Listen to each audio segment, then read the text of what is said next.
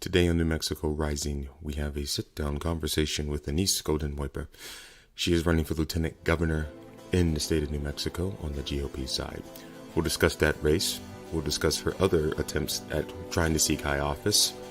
And we'll talk about her experience as a business owner in the state of New Mexico for 30 years. Stay tuned.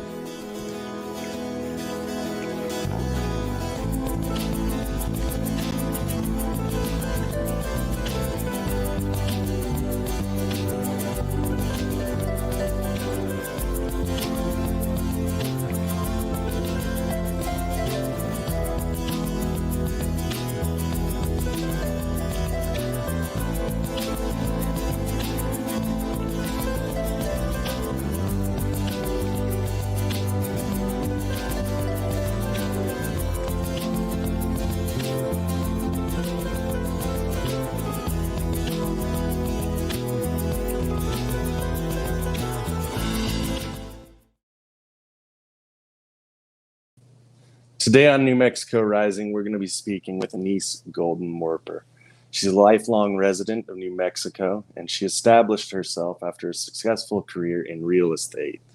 She's one of the founding principals of Liberty Star Foundation, a nonprofit whose stated mission is to educate the general public on the rights provided in the United States Constitution to protect our constitutional rights. She had a bit of an uphill battle in 2020, which led to her withdrawal from the race for the 3rd Congressional District, but she's now set her sights on becoming Lieutenant Governor in 2022. Before we get into any of that, I suppose I should ask that, how's the weather in New Mexico? Probably a lot more, monsoony than yours in Arizona. I don't know, though. It's been very, very humid here, bro. It's been like, I almost feel like I'm in my, home state of South Carolina, man. There's flies everywhere. I mean, it was a massacre of flies as I was trying to get a nice couple of brews done, because I am a home brewer, for those of you who don't know. It's just gross and sticky here, and it's unexpected, but I know that we need it here. We absolutely need this monsoon season. We have not had such a monsoon in probably a decade. It should basically shut up a lot of the people complaining about water, but we'll have to see as we go into the winter. But I don't know, man. How are things in Arizona, the Republic of Arizona? Yeah, it's been interesting, to say the least, on this trip. Like I told my old man, I said, I think this is the happiest I've ever seen the palm trees down here. Because again, it's incredibly humid. It's been raining every day, so that was a bit of a different kind of take for me. Yeah, but as a whole, obviously there was the rally yesterday. Did you get to see Trump Daddy? You got to see Trump Daddy, baby. Oh yeah. So I heard he put on a pretty good set on stage, and not necessarily a speech. Yeah. It was all right. It was interesting. You could see the break in the Republican Party there. Obviously, they booed State Senator Michelle Ugenti-Rita right off stage. They just booed her off stage. So that would explain her later comment about him being Trump, getting over the fact that he lost Arizona. I don't know, man. Not a good thing to say. Kind of sounds a little petulant. Kind of sounds like some sour grapes. Look, well, as she was walking off the stage, she was booed off. She couldn't get a word in edgewise. And as she's walking off stage, all she says is, "Well, I'm going to win the primary." Anyways. And that is kind of the problem. Yeah, she does seem rather entitled, rather petulant. I didn't know anything about her to speak of prior to that.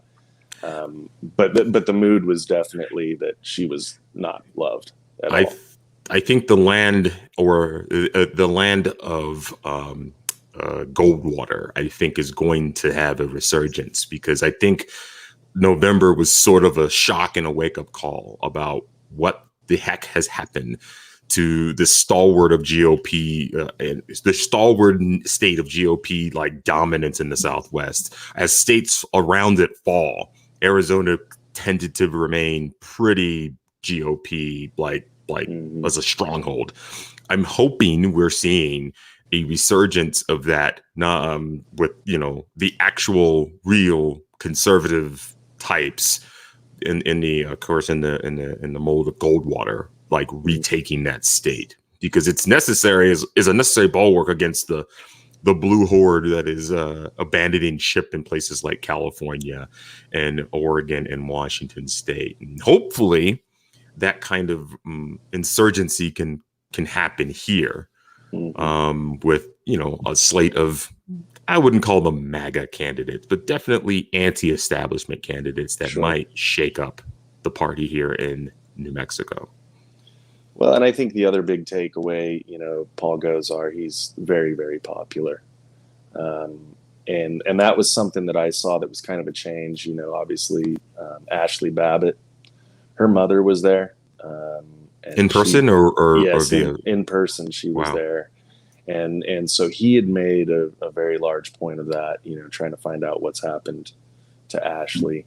And just in general, he's been a champion of a lot of the, you know, nonviolent J6 defendants, and even those, you know, that have been held in jail, you know, for over 6 months now. And so to me, you know, I was there obviously, and I'm facing my own issues in regards to that, but it was encouraging to see someone actually get up and speak up for people who are facing years and years in prison for doing something that, quite frankly, other people have done on some level, and they walked away with $50 fines. So I think that movement is starting, and that becomes part of it. So that was, he was immensely popular there. Obviously, there was another person, Carrie Lake, who was a reporter for the mainstream news there for years and years and years, and faced all sorts of issues. Some people question whether or not she's just, you know, kind of more of the same with a rhino, or she's just getting up for show. But either way, she got the most cheers of anyone, with the exception of Trump himself. Obviously. And what's her claim to fame? Yeah, she's the news lady. So, news lady who did the, was it a YouTube video, Facebook video, Instagram video, where she basically quit her job and said, like, hey, like, this Fox affiliate is trash, lying to you and trash. Yeah. I don't know, man. I mean, that is the push there. I mean, it's still the populism on some level. And, you know, it's hard to say that was a perfect representation. Obviously, people are there for Trump, and he doesn't have perfect support, but he still has the majority of the support. He's still pushing the party. Whether people are like it or not, he is the de facto leader. You're right. Yeah, much to the dismay of the Never Trumpers, or the dead ender Never Trumpers out there. The Arizona GOP is not the GOP of the McCains. It is the GOP of Trump. And the quicker they learn that, and get back to what made Arizona, again, this bulwark against, you know, the Western push, or the Eastern push of the Western elites from California, Oregon, and Washington, the better off that party will be. It does seem that way. I mean, there was still a fair amount of the Q faction there, which was somewhat disappointing. I mean, that these people, quite frankly, in my opinion, are still trusting a plan that has done nothing but fail them. But, you know, we'll see how that turns out. And it's like you mentioned with Arizona, it becomes important, because when we talk about election integrity, what happens in Arizona with the audit and how that finishes out, and what they decide to do with their electors, is going to have implications across the country, including New Mexico. But so that's where that stands at this point. Well, our intrepid reporter from our very own Tribune Media International, in the thick of it at what is this, Turning Point USA? Yeah, it was Turning Point USA was who put it on. It was, you know, the Rally for Election Integrity. Excellent. So it was interesting. I mean, like I say, everybody was there. It was packed all the way around the block, but that's kind of what you expect anytime Trump shows up to town. Like they mentioned, and that's very honest. You know, Biden has trouble filling up, you know, 20 seats. Yeah, yeah. I think the contrast in turnout for in quite frankly a media blackout. I still monitor most of the mainstream media I don't know, media from the cathedral, and Yes. I saw very little. I saw maybe excerpts. I saw maybe, some QAnon types going crazy, or maybe some, more specifically, Blue Anon types. Well, yeah.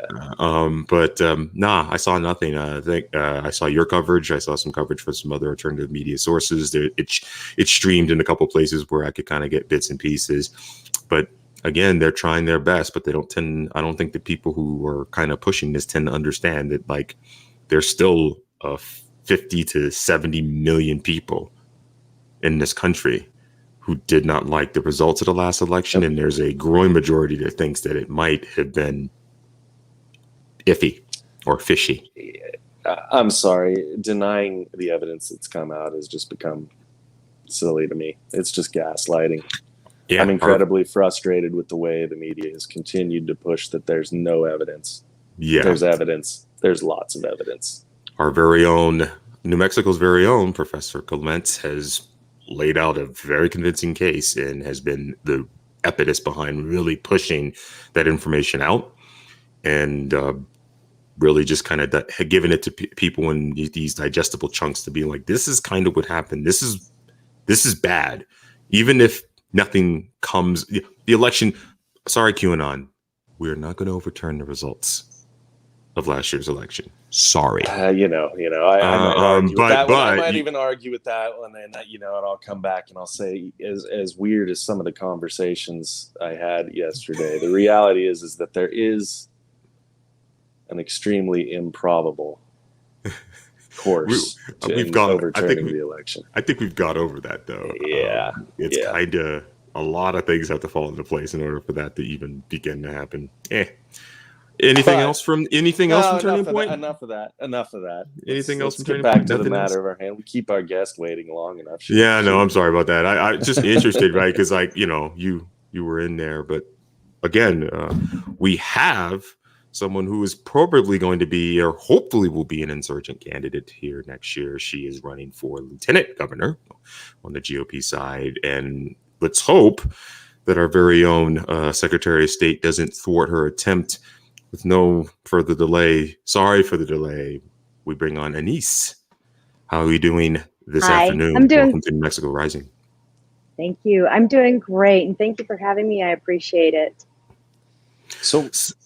Oh, no, you go, Thad. You go. I'm sorry. No, but first and foremost, as the first time guest on being on our show, introduce yourself to our audience. What's going on? Who is Anise Golden Morper? Well, Anise Golden was born and raised right here in New Mexico.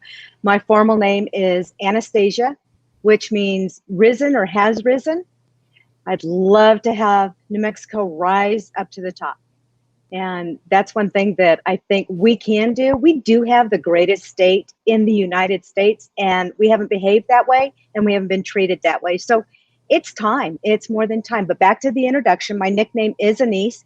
Many people do know me by Anise. My main name is Golden, and I've been Golden most of my life. My husband of 11 years, his last name is Morper, and he is an awesome supporter of mine. So, tell us a little bit more of your backstory and just who you come from, who your parents were. I know you're a longtime resident in New Mexico, but there wasn't exactly a excess of information about you available online. So I think what we're trying to do is just give people a good feel of who you are on a personal level. Okay. Well, one of the things you had mentioned is that I have Liberty Star, which is about standing up for our Constitution and teaching that. I have put that aside since it is, a nonprofit. I cannot do both legitimately or ethically. So I have put that aside. I do have my instructors, my teachers who are just biting at the bit to get that back on. And they will. I'll let them assign a chairman and all that. So that isn't totally dead. It's just for right now, it's on pause. I did grow up in both Albuquerque and on the east side of the mountains. I went to Queen of Heaven School until the 8th grade. So that's a Catholic school. So I also went to the Greek Orthodox Church right in Albuquerque because my mom was Greek Orthodox. My dad, being Italian, was was Catholic. So I had the advantage of enjoying both types of religions. And I think, one thing we really need to do is stand up for our religious rights. We did not do that, and we didn't have that opportunity really to do that as a unified group when we had the draconian shutdown. Sure. So back, I guess continue. Okay, I'm sorry. So going back to my raising, my father has had a real estate company in Albuquerque. He has since just moved it out to his farm where he lives. But he had a real estate company in Albuquerque off of Wyoming. First, it was Tri-State Realty in the 1960s. Then it was Pete Golden Realty just a block over. And he still operates Pete Golden Realty, although not at that address. He sold the property to a church. I, as a child, instead of going and playing very much right after school, he would pick me up and I would go to the office and work, which was extremely valuable. Although as a child, I really thought I was being punished since I couldn't play, but it was really valuable to learn about bookkeeping, file keeping. It was really good information. So my grandparents on my mom's side, my mother, her mom came from Waco, Texas in a covered wagon at 3 years old to Lucy, New Mexico.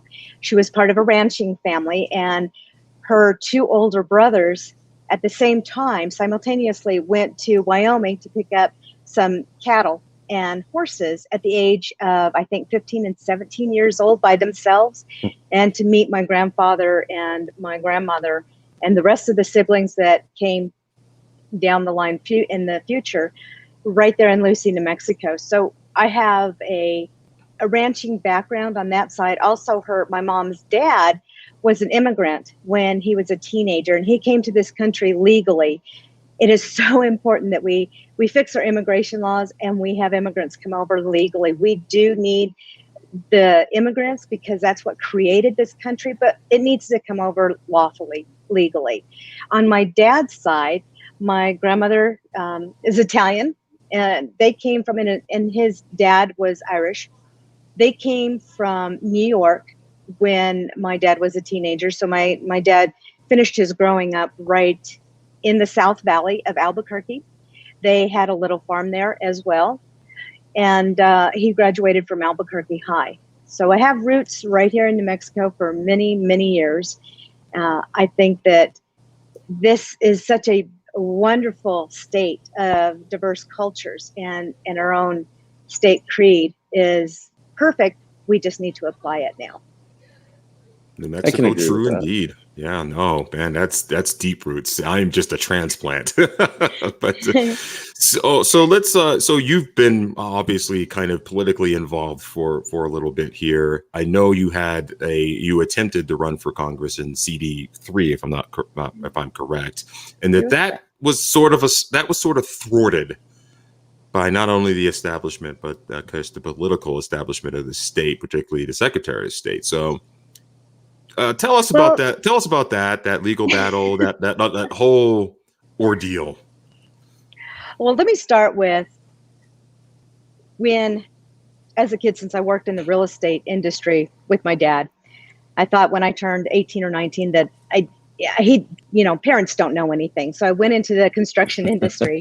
And after 10 years of owning a construction business, meeting payroll and bills and all that, I decided, you know what, Dad's right. Real estate really is much better to go into. So I did that for almost 40 years, if you actually include some of my time with my dad. So I never had any ambition to do anything as far as the political field goes. I was helping a friend with the state party CD3. I had a lot of people ask me to run for CD3. It was a position that Ben Ray Lujan was going to be vacating. I took them up on it. I obtained an amazing amount of support. I had more than double the amount of signatures required. I had collected the most amount of money of any of my competitors in the Republican field. I had turned in my signatures in February as required. In 2 days, they were qualified, and 2 days later, they were disqualified. They stated that, and I went and met them that very next morning when I got the email that they were disqualified. So I ran to Santa Fe to see, okay, what's going on? This must be a mistake. I believe it still was a mistake, but they were trying to twist it. They stated that on the headline of the petitions that I trimmed off the very, very tip, which was the headline, is basically what it was. I know I did that.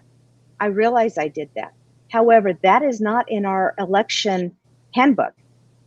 The header doesn't even have to be there as far as our election handbook goes. What does have to happen is you have to have all the text a certain font size. So when I click print on the blank petitions, I didn't put scale to fit because I did not want to change the size of the text because that is in our election code book. Mm-hmm. We cannot change that size. So I know that that happened. So when it was expanded out, it did hit trim the top.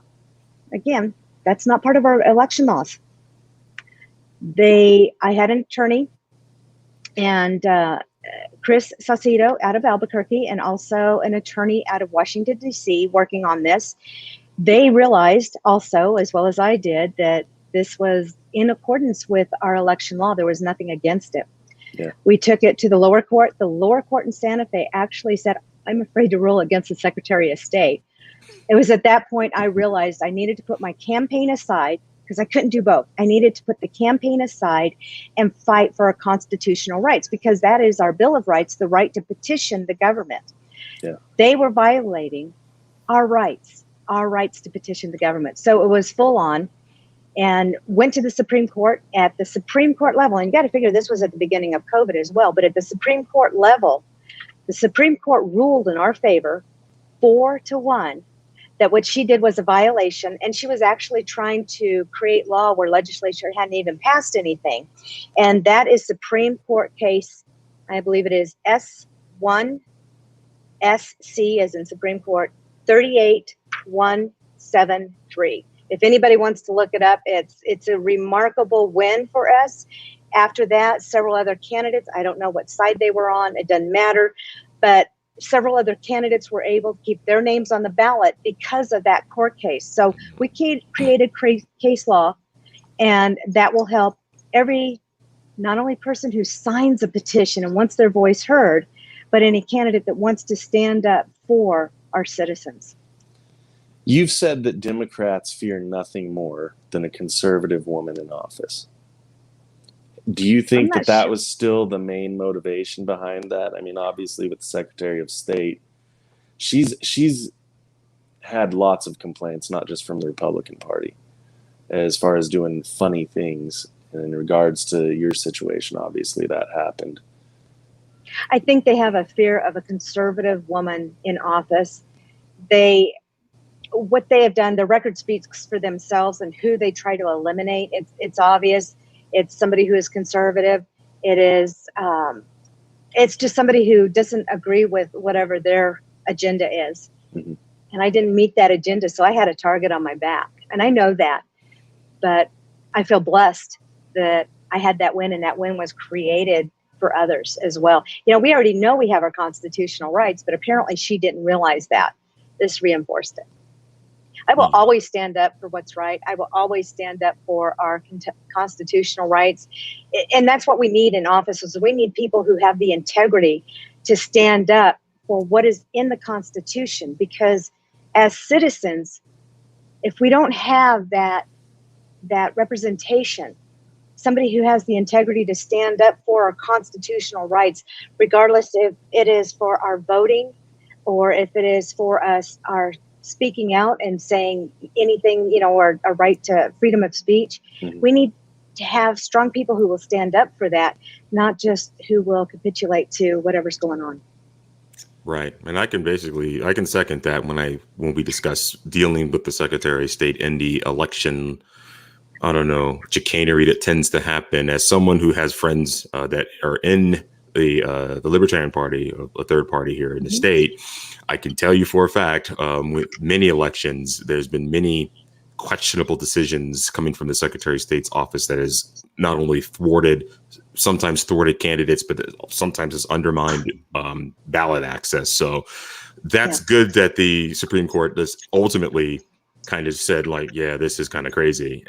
But unfortunately, I know it was sort of a Pyrrhic victory, but at the same time, I'm glad it allowed other kind of candidates to kind of remain on the ballot. I mean, that's ultimately we're going to need that diversity of ideas. But I mean, that said, and and having gone over your situation here, I mean, what's your current opinion of our Secretary of State? And do you foresee any of these same issues coming up when you're running for lieutenant governor? Probably, and probably with other candidates. But I think it's time to change who the Secretary of State is. I think it's time to get someone in there who represents the people who have voted for them. So it's time to make that change. Sure. When it comes to making that change, obviously campaign funding is a huge part of that. You had mentioned that you were way ahead of everyone else in Congressional District 3 in that run, and maybe that's why the target was placed on your back. But even with what you had raised, it really paled in comparison to what the Democrats raised. And that's a problem that we've seen across the board. I mean, the Democrats, they get a lot of money from outside of state, which people can think whatever they like about that. But regardless, it's a disadvantage. Yeah. In your race, and even in other races coming up, how does the Republican Party fight back against that disadvantage just on a campaign financing level? Well, as we all know, the Democrats get money from other resources, and a lot of those resources are out of state. And as many people know, that when you pass the primary, you get additional resources, primarily from out of state. What we need to do, though, is we need to involve not only just the Republicans. This is not just about Republicans. This is about New Mexico. This is about New Mexicans. It's about standing up for what is right for New Mexico. And I am a conservative, and I believe the conservative way is the best way, because that is more of the business model that business people take, is a conservative way, or else they won't be in business very long. And our government needs to be run like a business. But back to the fundraising. Fundraising is very, very valuable. And another thing that I did when I was running for CD3 and I decided to put my campaign aside, there were several people who gave me a max donation before the general and before the end of the primary, because of the Secretary of State deal. In being ethical, I think it is valuable that you do what is right, regardless if it's popular or not. What I did is I refunded the portion that would have gone after the primary towards the general election. I refunded that to the people who had donated a full donation. And I would do that at any time at this time too.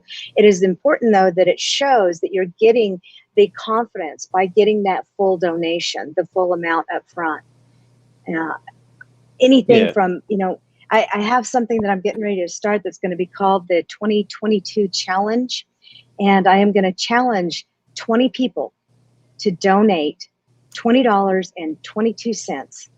And then with those 20 people, I challenge them to reach out to 20 more people to donate $20.22. And bit by bit, if we each spread out to 20 more, and those 20 go to 20 more, and those 20 go to 20 more, not only will the word get out there, but also the fundraising is much easier when you have everybody participating just a little bit. And if you can do more, awesome, do more. If you can do a max donation to my campaign, my campaign and my donor button is at www.anastasia4nm.com. That's www.anastacia4nm.com.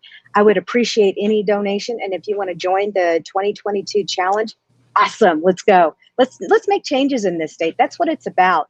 It's about making the changes in our state to benefit our citizens. And I know you didn't ask, but not many people know who the lieutenant governor is or what they even do. And according to our own New Mexico Constitution, the lieutenant governor is the liaison between the governor and the citizens. That's why I'm running for lieutenant governor, nothing else, because I want to be involved in the citizens of my great state. As I said, we have the greatest states. Who else has Wheeler Peak to the Carlsbad Cabins, farms, ranches, forests, plateaus, beautiful sunsets, and who else has Christmas on the menu all year round. Well, it's interesting you bring that up. I mean, that was, we were just about to get into that anyways, is what are your goals as lieutenant governor? You speak about being the liaison, between the governor and the people. What do you think is failing there? What Oh gosh. what are those problems, and how do you intend to improve them as lieutenant governor? We have, the lieutenant governor is also on several commissions and boards. The last one that was created was the children's cabinet that was created by a lieutenant governor many years ago. But in addition to the lieutenant governor being on these boards and commissions and the children's cabinet, what we need to have is we need to have one for our law enforcement officers, bringing in either retired and active law enforcement officers from across the state to brainstorm on how we get the best education and training for our law enforcement, LEO, how we get more funds. I want them to have the best technology that they can, the best equipment. And then I want them to have the people who can work on that technology when it breaks down, instead of having a computer or something else sitting on their desk piling up because they don't have access to somebody to fix it. And they end up using their funds, especially the sheriff's department, one particular in Clay County. They end up having these 2 or 3 computers pile up on their desk because no one in Santa Fe will get them the attention they need to fix these computers. We need to have the best computers. We need to have the technology to fix it. We need to have the people that can work on it. We have some of the greatest resources in New Mexico. I'm not just talking about oil and gas and minerals and timber. I'm talking about, we have the labs. We have our children. And if this is just really encompassing a lot of things, if we can have the greatest education, excellence in education, we can have our children not only understanding how to read a contract, whether it's to lease a property or an employment contract. Before they turn 18, they need to know this. They need to know how to balance their checking account. It may not be a checkbook anymore. That's fine. It might be something else, but they need to know how to balance that, how to save for their retirement. But they also need to be able to have different types of training, whether it is in something that has to do with, let's say, plumbing and welding and electrician and building, or on the other level where we have technology. Our children can be going to our labs, or they can be working for the state. They can be working on our border with technology included in our border patrol and in protecting our border from the criminal activity and illegal activity. So this is all encompassed. And how am I going to do that? I did hear the question. We need to start community by community. We need to start town by town, city by city, county by county. All ships rising, in a tide. It helps everybody. And if you raise the issues in all the communities, and you start fixing them a little bit at a time for each community, all of a sudden, New Mexico as a whole is so much better. And that's why being the liaison between the governor and the citizens is so incredibly valuable. And we need to do what we're supposed to be doing as a lieutenant governor. We need to be doing that. Each community has a little bit of different problems. And we have resources in some of our bigger communities, but our rural communities are knocked out. And we depend on those rural communities, especially the farming and ranching and our oil and gas and our minerals. And those communities also depend on those jobs.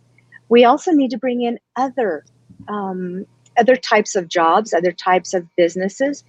We need to be able to look at all of the labels of anything that we pick up, whether it's, a glass case or something that we buy in New Mexico, and be able to know that that was purchased in New Mexico and it was made in New Mexico. My sister and I went to Ireland several years ago, and when we were looking at gifts to bring back to our families, she was always looking at the labels. And a majority of the labels said made in Ireland. What a concept. What a novel concept. Why can't we do that? We have such a great tourist industry that we need to support. We need to support our oil and gas, but our tourist industry, they come in and they deposit money into our economy. They should be depositing that money into purchasing items that were made in New Mexico. And a lot of them are, but some of them are not. If you drive through some of our communities, I know it's cheaper to stock your retail businesses with things made from other countries. But what a concept to be able to have everything made right here in New Mexico and then ship it out to other places where other places can be bringing money into New Mexico at that point. We have no reason why we can't be doing that. Again, I believe in New Mexico. Yeah, it does seem as though you would qualify to be called what I would say is New Mexico first. Or Yes. New Mexico first, New Mexico true. Yeah, all of the above. And thank you again. You're one of many candidates that we've had on that's stressed education. You know, we're losing population, younger population, and we're gaining population in sense much more older demographic. And while, you know, that's all well and good that we're kind of becoming more of a retirement destination for people in the country, we need the vibrance of the young and the youth. We need to reiterate the trades. We need to reiterate all these other things. And I am just, it's always good that there's this common theme, left or right, Democrat or Republican, about like education.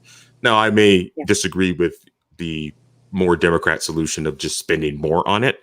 But I do understand, but everyone understands that, like, in order to keep talent here, in order to do the things you're saying, like manufacture here, make things here in New Mexico, teach people business and life skills.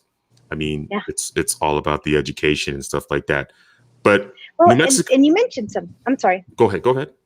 You mentioned something about our education. I was blessed to have both private education and public education. I was blessed with that. There was a contrast, there was a difference, but it also showed me the different values of where the money needs to be spent. It needs to go with the child. We don't need to, bump up and push more money into admin. We put a lot of money into education that should be going with the child, because the child is our customer in this. And we need to look at it in a business way. Who is our customer and what good are we doing for them? Are we getting them the return on the dollar? And again, that's a business concept. If you're not getting the return on the dollar, if it's costing you more than what you're getting back, you need to do something differently. And it's time we do something differently on the education. I was also blessed to have two fathers and two moms. My dad, of course, was a sheriff of, and you may have already looked this up, he was a sheriff of Torrance County. So I'm the daughter of, the sister of, the stepmom of, and the aunt of everybody, several people that are in law enforcement. So LEO is very important to me. My stepdad was in the Bataan March in World War II. He was a veteran. I value our veterans. And one of the things we also need to do, in addition to keeping our youth here and having them expand New Mexico and have them helping us grow and better New Mexico, we need to keep our veterans here.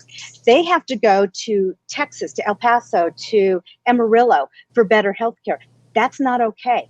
Many of our code talkers, many of those that have been in the service, they need to have the best care, and that care needs to be going to them. They don't need to be running to Albuquerque from wherever they are, way out yonder, to try to get good health care. And then some of them don't even have good access to internet to be able to fill out paperwork or anything else. We need to have a system to where, maybe once a month we have perhaps a van or something that goes out to them to make sure that they have the resources they need. And they will contribute to the society. Our veterans are very good at standing up for what is right and standing up and participating in our communities. So we need to retain them as well. Yeah. I think going back to the idea of you being the liaison between the people, it becomes important in a lot of people's minds that, obviously the Republican Party put up a decent fight for the governorship. Assuming the Republicans find a candidate that can win that race, which it's a long shot right now, in my estimation. But what would that mean as far as that relationship and back to the people in your mind? Well, the gubernatorial race is run independently of anybody running for lieutenant governor. So they're very independent until the primary and the day after the primary. The day after the primary, what happens is whoever the citizens have chosen for their gubernatorial candidate, and likewise for lieutenant gubernatorial candidate, they team up together then at that point to go against the Democrat machine. We need help. We need everybody to participate. You know, when Trump was running, everybody thought we have a hero. We have somebody who is going to take care of and fix everything. And we lost people from participating. They just assumed it would be, okay, it'll be fixed, he'll get back in, whatever. But we cannot lose people from participating. Many people worked very hard, knocking door to door, getting information out, but some of the people didn't. And if those people are disappointed in the way the election turned out or the way the CD1 election turned out, help us. Get involved. We need volunteers. We need donations. We need you to jump in. Join my team. Join us in making a change for New Mexico, because that's what this is about. And who's going to be the governor? It doesn't matter to me, because I work for the people. I don't work for the governor. And I believe we have some great candidates. I kind of disagree with you. I'm sorry, but I think we have a good chance because we have such good candidates. And when we get it narrowed down, I think we're going to have an awesome team. And I look forward to being the lieutenant governor and busting my buns for New Mexico. You know, my children are grown. I don't have to take care of children right now. I can dedicate, my husband's taking care of our business. I can dedicate this time to our state and be loyal to our state to get it fixed. You know, I'm also, when you're a little bit older, you're pretty much set in your ways of what's right, what's ethical. You don't worry about not doing what's popular. Yeah. I don't have to do what's popular. But when I look in the mirror and when I pass on someday, I want my kids, my grandkids, my neighbors' kids to say, she did what was right. She stood up for our constitutional rights. She had the integrity to stand for what is in our Constitution for the people. And that's where I feel like I'm very strong.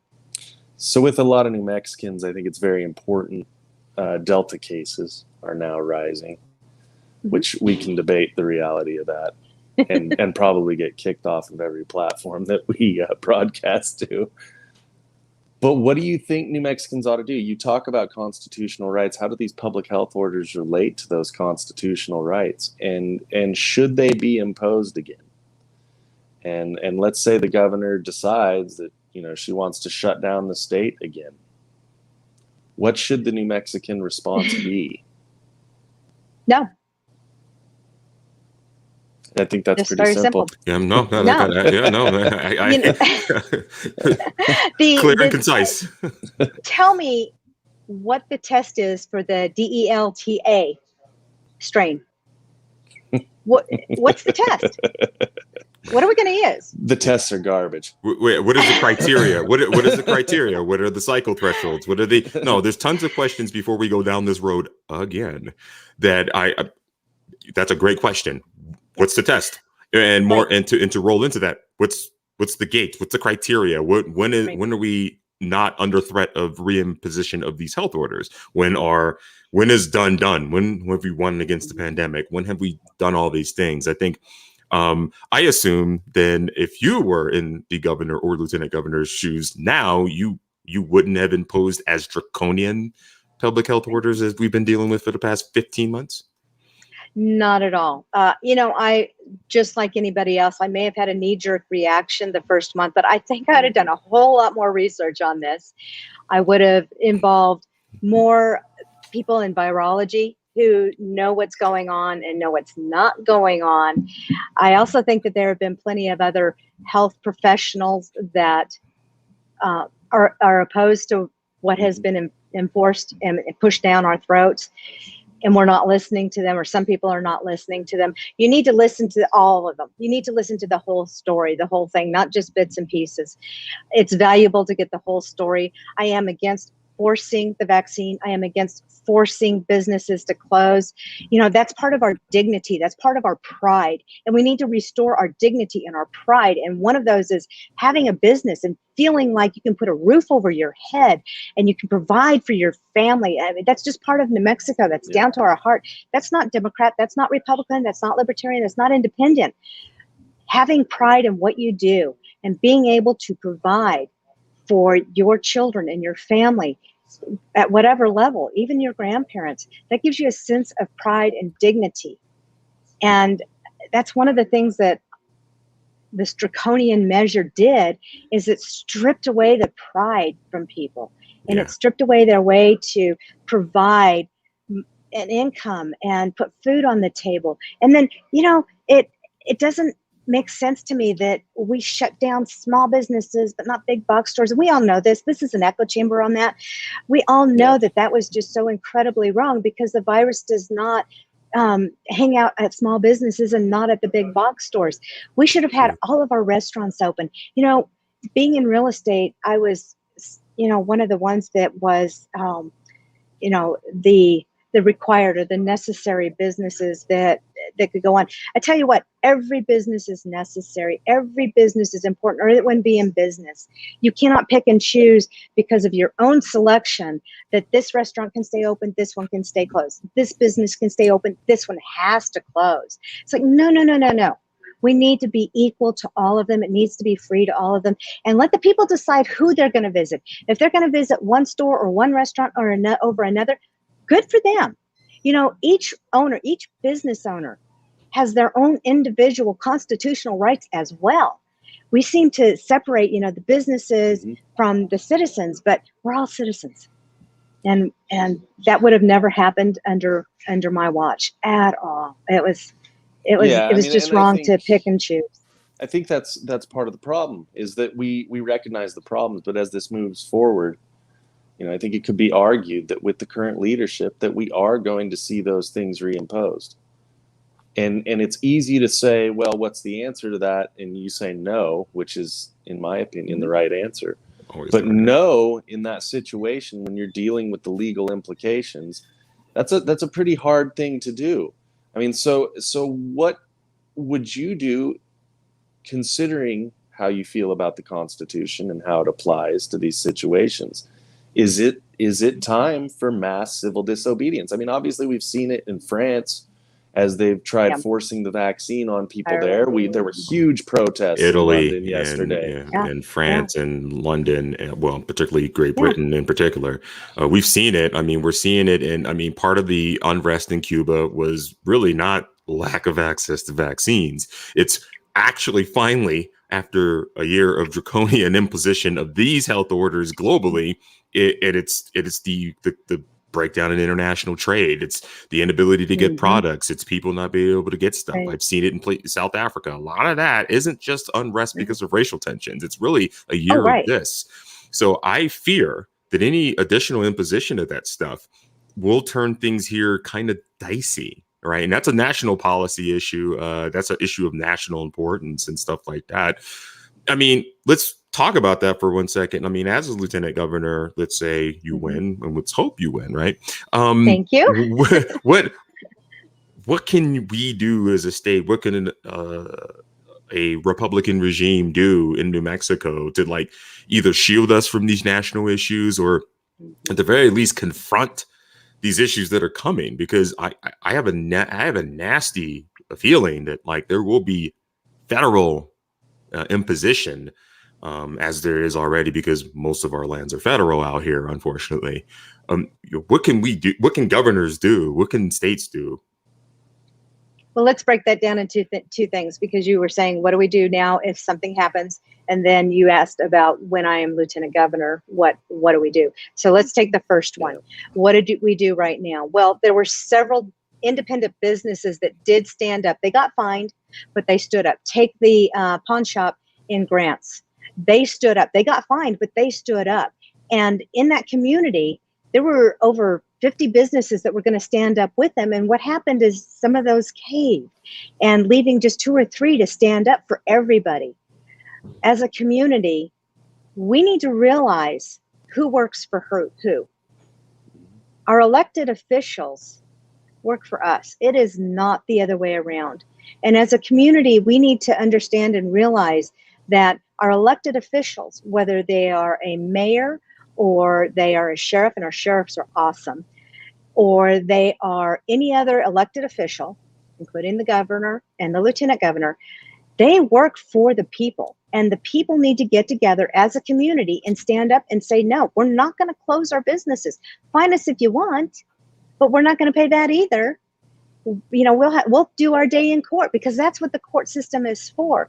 You know, they may say we're going to shut down.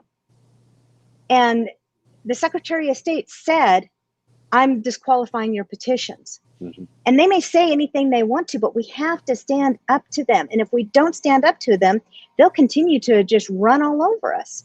But that's not the way our system works. Our system works to where they work for us. We are the citizens. And when I'm the lieutenant governor, I know that I work for the citizens. And as a community, I will work with the communities. Now, also as a lieutenant governor, I think it is valuable that I listen to the communities and what they want. And as long as it is in line with our Constitution, our United States Constitution, I will stand up for what is right. Civil unrest, I hope it doesn't come to that. I hope that what happens is we make our elected officials realize that they work for us. It's not the other way around.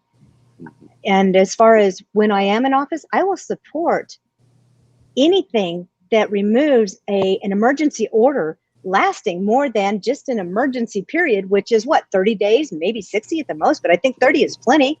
I mean, how about 10? How about 5? Right. The emergency order has been well beyond the emergency, and it was within 30 days, because for those who did the research and learned what was going on, we all knew that where this virus was coming from, what it was, and what the risks were, and who the risks were, what age group had the risks, and why. We needed to start getting out what we needed to do to be healthier, what vitamins and minerals we needed to take if we got that virus, which I did.